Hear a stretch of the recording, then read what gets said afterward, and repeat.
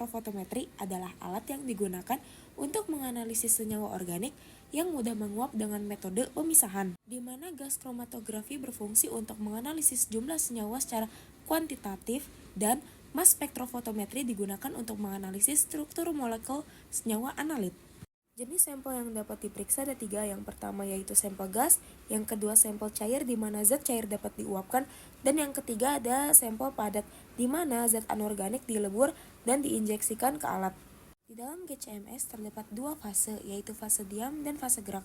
Fase diam merupakan fase yang ada di dalam kolom kromatografi. Fase diam juga dibagi menjadi 2 jenis, yaitu fase gas cair dan fase gas padat.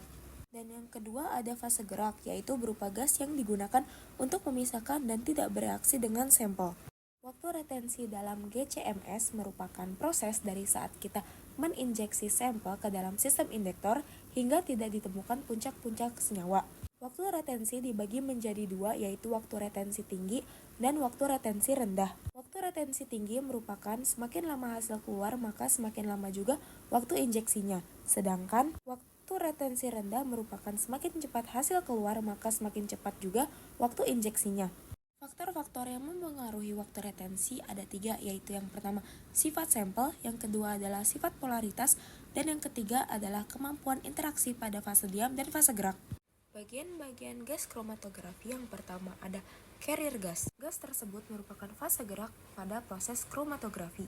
Gas tersebut akan terhubung ke pipa atau selang yang menghubungkannya ke flow controller. Yang kedua ada flow controller, merupakan sebuah komponen yang digunakan untuk mengatur jumlah keluaran carrier gas. Flow controller juga digunakan untuk mengatur laju air. Yang ketiga ada sampel injector atau sering disebut auto sampler, akan mengeluarkan sampel sesuai dengan algoritma yang telah diprogram dengan komputer. Yang keempat ada kolom yang merupakan fase diam dari gas kromatografi. Di dalam kolom juga terdapat oven yang digunakan untuk menaik dan turunkan suhu. Yang kelima ada detektor yang digunakan untuk menangkap sinyal yang kemudian akan diubah dalam bentuk diagram.